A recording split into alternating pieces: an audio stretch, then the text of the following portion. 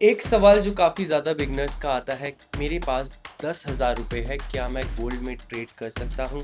क्या मैं बिटकॉइन का ट्रेंड पकड़ सकता हूँ? क्या मैं फॉरेक्स में अपनी ट्रेडिंग जर्नी स्टार्ट कर सकता हूँ? इस वीडियो में हम बात करेंगे पिप्स के बारे में, लॉट साइज़ के बारे में, पोजीशन साइजिंग के बारे में, स्प्रेड के बारे में। तो चलिए शुरुआत करते हैं पिप्स से। पिप्स को टिक्स भी कहा जाता है। पिप्स एक सबसे छोटी यूनिट है जिसमें प्राइस का मूवमेंट होता है, ऊपर डायरेक्शन में या नीचे डायरेक्शन में।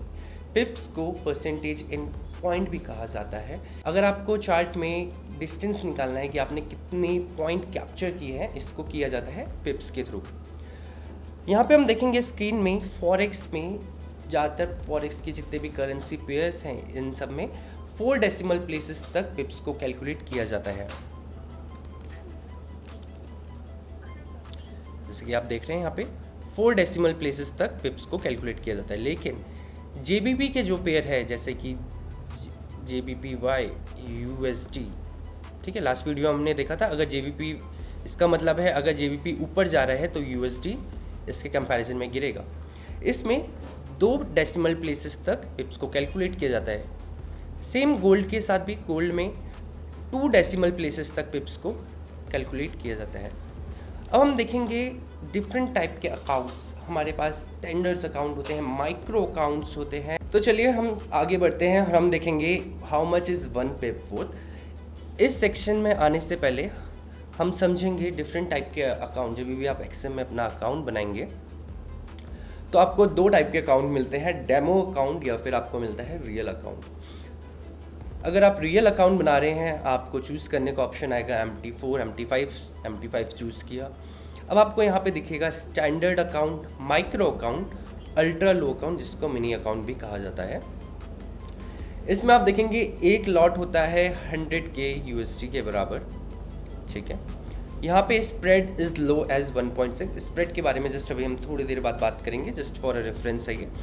फिर आता है माइक्रो अकाउंट, जहाँ पे लॉट साइज़ होता है 1K के बराबर। तो चलिए बात करते हैं फॉरेक्स पेयर यूरो USD के बारे में। इसमें हमने सपोज स्टैंडर्ड अकाउंट लिया है, जहाँ पे एक lot is equal to 100K USD। यहाँ पे एक पिप की वैल्यू है $10। सपोज आप 10 पिप्स कैप्चर करते हैं तो आपका हो जाएगा, एक पिप की वैल्यू है 10 और आपने 10 पिप कवर किया है तो आपको हो जाएगा $100 का प्रॉफिट। ओके, अगर आप मार्केट में आते हैं, ट्रेडिंग व्यू की साइट पे आते हैं, सपोज आपने गोल्ड का चार्ट ओपन किया है, ओके, फॉर एग्जांपल यहाँ पे एक एंट्री बनी है आपकी, ठीक है, सपोज ये है, एंड इसको स्विंग लो तक लेके जाते हैं तो यहाँ पे आपको दिखा रहा होगा, अमाउंट दिखा रहा है 750। ओके, तो इसमें आपका SL होगा, एक डेसिमल प्लेस पीछे चले जाइए, 75 पिप्स का। जबकि अगर आप टारगेट लेके चलते हैं, इट्स आपको यहाँ पे अमाउंट दिख रहा है 1843, एक डेसिमल पहले चले जाइए, यानी कि 184 पिप्स आपने कैप्चर किए हैं इस ट्रेड में। सेम आपने यूरो USD का पेयर लिया, लेकिन आपने अभी मिनी अकाउंट लिया जिसमें 1 lot is equal to 10K। Okay, 1 pip की वैल्यू है $1, सो आपका हो जाएगा, अगर आपने 10 पिप्स कैप्चर किए हैं इंटू 1 तो आपका $10। अब हम बात करेंगे स्प्रेड।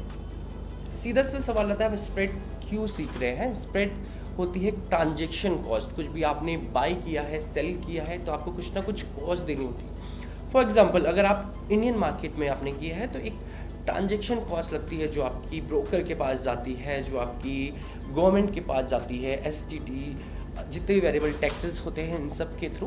बट इसमें आपका डायरेक्टली टैक्स नहीं कटता। आप जैसे आप ट्रेड पंच करते हैं तो आपका कुछ स्प्रेड होता है जो कि जाता है ब्रोकर के पास, जो कि होती है ट्रांजेक्शन कॉस्ट। तो इससे आने से पहले हम देखेंगे आस्क क्या होता है, बिड क्या होता है। आस्क एक वो प्राइस होता है जिसमें आपको बाय का मिलता है, ठीक है, और बिड वो प्राइस होता है जिसमें आपको सेलिंग के लिए मिलता है, ठीक है। सपोज मार्केट यहाँ पे चल रही है, सपोज 10 पे चल रही है, आस्क है 11 कि हम अगर आपको ख़रीदना है तो आपको 11 रुपये पे मिलेगा, एंड सपोज बिड है 9 रुपीज़ पे, ठीक है। तो अभी यहाँ पे सपोज 10 रुपीज़ पे चल रहा है, ठीक है, आपको बोला जा रहा है कि अगर आपको इसको ख़रीदना है तो आपको मिलेगा 11 रुपये पे, ठीक है। तो यहाँ पे 1 रुपये का जो डिफरेंस आ रहा है, 1 रुपीज़ का जो डिफरेंस आ रहा है, ये क्या हो गया, आपका स्प्रेड हो चुका है, ठीक। ये आपका जाएगा ब्रोकर के पास, ये होता है आपका ट्रांजैक्शन कॉस्ट, ठीक है।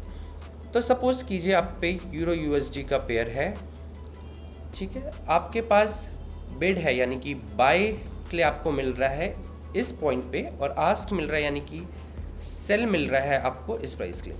तो आप क्या कीजिए, इन दोनों को डिफरेंस कर दीजिए। डिफरेंस करके आ रहा है आपका 0.00020, ओके। और आपको पता है इसमें जस्ट आपने देखा है जो यूरो यूएसडी है, इसमें क्या होता है 4 डेसिमल प्लेसेस तक लिया जाता है, ठीक है। तो ये स्प्रेड हो जाएगी इसकी 2 पिप्स, ओके।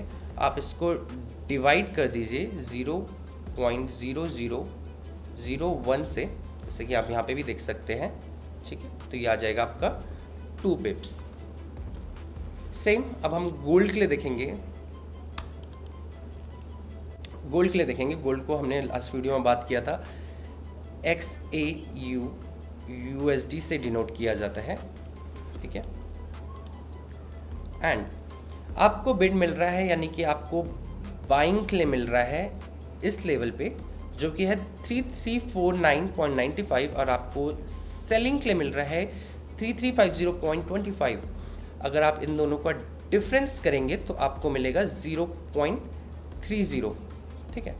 अब आप 0.30 को डिवाइड करेंगे 0.01। अभी आपने यहाँ पे देखा गोल्ड का कितना होता है 0.01, तो अगर आप इसको डिवाइड करेंगे तो आपको मिलेंगे 30 पिप्स। अब आप बोलेंगे आपने पिप्स कैलकुलेट करना सीख चुका है, आपको पता चल चुका है आस्क क्या होती है, बिड क्या होता है, स्प्रेड क्या होता है। अब आप बोलेंगे चलो हमें प्रॉफिट बताइए, प्रॉफिट कैसे कैलकुलेट किया जाता है। तो चलिए देखते हैं प्रॉफिट कैसे कैलकुलेट किया जाता है। सबसे पहले हम आते हैं कि हमारा यूरो यूएसडी का पेयर है, आपको एंट्री प्राइस मिल रही है 1.10520 पे, और आपने एग्जिट किया है इसे 1.10720 में। तो सबसे पहले आप इसका डिफरेंस निकालेंगे तो आपका आ रहा है 0.00200। तो सबसे पहले आप देखेंगे कितना पिप्स आपको मिल रहा है, ठीक है। आपका डिफरेंस है ये, ठीक है। आपको पता है यूरो यूएसडी में 4 डेसिमल प्लेसेस तक पिप साइज होता है, तो आपका ये हो गया। अब अगर आप इन दोनों को डिवाइड कर देंगे तो आपका आ गया 20 पिप्स, ओके। अब हम बात करेंगे प्रॉफिट के बारे में। पिप्स निकालना तो अभी तक हमने सीख लिया था, अब हम बात करेंगे प्रॉफिट के बारे में। प्रॉफिट तो सपोज कीजिए आपने एक लॉट लिया है, ठीक है। एक लॉट में पिप की वैल्यू है $10, यानी कि एक लॉट अगर एक पिप बढ़ रहा है तो आपको मिलेगा $10। सपोज आपने 20 पिप्स कैप्चर किए हैं और एक पिप की वैल्यू है $10, तो 10 मल्टीप्लाई बाय 20 गोल्ड में। ये सब आप चार्ट में कैलकुलेट कर सकते हैं जैसे जैसे आप आगे बढ़ेंगे। जस्ट एक अंडरस्टैंडिंग है ताकि आपको पता चले कैसे पिप्स कैलकुलेट होता है, कैसे प्रॉफिट होता है, ठीक है। सपोज कीजिए आपका एंट्री प्राइस है गोल्ड में 3350.25 और आपने एग्जिट किया 3350.25, डिफरेंस आएगा 5।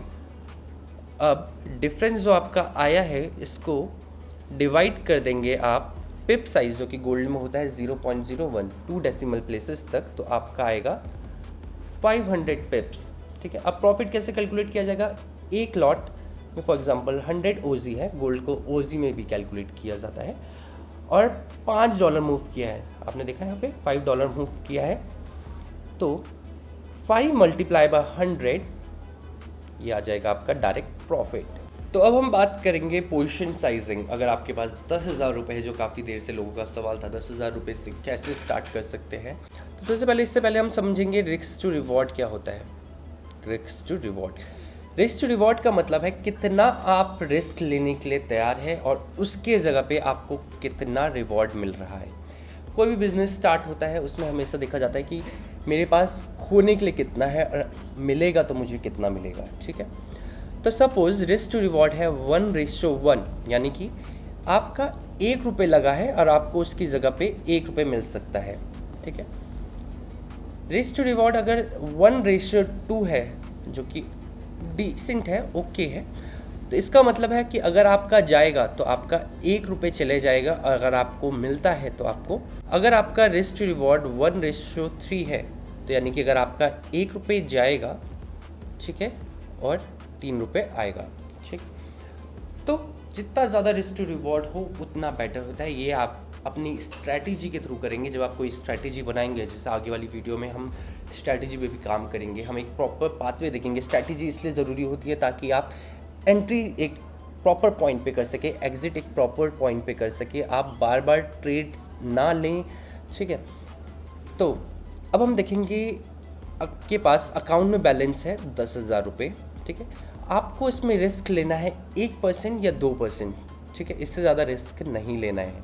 1% और 2%, ठीक है। सपोज़ आप 1% रूल को फॉलो करते हैं, ठीक है, तो 10,000 में 1% हुआ आपका 100 रुपीज़ का लॉस, ठीक है। इसमें आप लेते हैं सपोज़ 20 पिप्स का स्टॉप लॉस। स्टॉप लॉस यानी कि अगर 20 पिप्स का लॉस हुआ है मेरी एंट्री से तो मैं एग्जिट हो जाऊंगा, ठीक है। इसमें लेंगे हम 1:2। तो अगर आपका 20 पिप्स लेने हैं तो आप प्रॉफिट में लेंगे 40 पिप्स, या तो 20 या 40।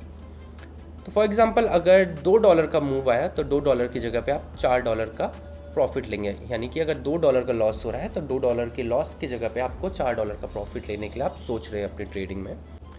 तो चलिए सिनेरियो लेते हैं। अगर हमने 10 ट्रेड लिए हैं, ठीक है, इसमें से 5 ट्रेड प्रॉफिटेबल होते हैं और हमारे 5 ट्रेड लॉस में जाते हैं। हमने देखा है रिस्क टू रिवॉर्ड हम 1:2 लेके चल रहे हैं। तो इस सिनेरियो में 5 ट्रेड प्रॉफिटेबल 1:2, यानी कि हर बार प्रॉफिट होगा तो $200 का प्रॉफिट लेंगे और लॉस होगा तो $100 का लेंगे या 100 रुपीज़ का लेंगे फॉर एग्जांपल। तो प्रॉफिट आ जाएगा 1000 और लॉस होगा 5 बार लॉस इंटू 100, ये हो जाएगा 500, ओके। 1000 जो प्रॉफिट हुआ है माइनस लॉस, तो अभी भी हम पे बचते हैं 500, ठीक है। तो ये है 1:2। इसमें प्रॉफिटेबल रेट होता है 50% का। सेम सिनेरियो 2, 10 ट्रेड लिए हैं, 4 विन हुए हैं, 6 लॉसेस हुए हैं। तो 4 × 200 = 800 का प्रॉफिट हुआ है, लॉस हुआ है 6 टाइम्स और $100 का, तो यानी कि 600 रुपीज़। इसमें भी अभी भी एक डिफरेंस करो तो अभी भी हम पे 200 रुपये का प्रॉफिट हो रहा है। अगर हम 10 ट्रेड ले रहे हैं, इसमें से 3 ट्रेड चल रहे हैं जो कि प्रॉफिट आता है 600 और 7 लूजिंग ट्रेड है, तो यानी कि 700। इसमें क्या हो रहा है, 100 रुपीज़ का या $1 का हमारा लॉस हो रहा है। तो आप देखोगे अगर आप रिस्क टू रिवॉर्ड फॉलो कर रहे हो, पोजीशन साइजिंग करेक्ट फॉलो कर रहे हो, तो 10 ट्रेड लेने पे भी जिसमें से 3 सक्सेस हो रहे हैं और 7 फेलियर हो रहे हैं, तभी भी आपका बहुत कम लॉस हो रहा है। इसलिए आपको position sizing, risk to reward, strategy, इन सब पे अच्छे से फोकस करना चाहिए। तो चलिए अब चलते हैं आगे। अब हम देखेंगे return to recovery loss. Suppose कीजिए एक लड़का है आर्यन, इसने अपनी ट्रेडिंग जर्नी स्टार्ट की है 1 लाख रुपये से। सपोज़ आर्यन का 10% का लॉस हो जाता है, यानी कि 10,000 रुपये का लॉस हो जाता है, तो उसको रिकवर करने के लिए चाहिए 11%। 11% रिकवर करेगा तब जाके दोबारा से वो 1 लाख रुपये पे आएगा। सपोज़ 20% का लॉस हो जाता है, यानी कि 20K का लॉस हो जाता है, तो उसको चाहिए 25% का रिटर्न, तब जाके वो 100% पे आएगा। अगर सपोज़ 50% का लॉस हो जाता है, फॉर एग्जांपल 50,000 का लॉस हो जाता है, तो आर्यन को चाहिए 100% गेन, तब जाके वो 1 लाख रुपये पे वापस आ पाएगा। फॉर एग्जांपल अगर 90% का लॉस हो जाता है, यानी कि 90,000 का लॉस हो जाता है 1 लाख में से, यानी कि आर्यन के पास अब बचे हैं 10,000 रुपये सिर्फ, तो आर्यन को चाहिए 900% का गेन, ठीक है। अब एक सवाल पूछता हूँ मैं आपसे, बैंक आपको साल का कितना % देती है? अगर आप बैंक पे अपने पैसे बैंक में रखाते हैं, कितना % देती है? आप इसको कमेंट में लिखिए। अगर आपको ये वीडियो पसंद आई हो तो आप लाइक कीजिए, शेयर कीजिए, सब्सक्राइब कीजिए। अपने फ्रेंड्स जो ट्रेडिंग कम्युनिटी से नए हैं या ऑलरेडी जुड़े हुए हैं उनको फॉरवर्ड कीजिए। मिलते हैं अगली वीडियो में।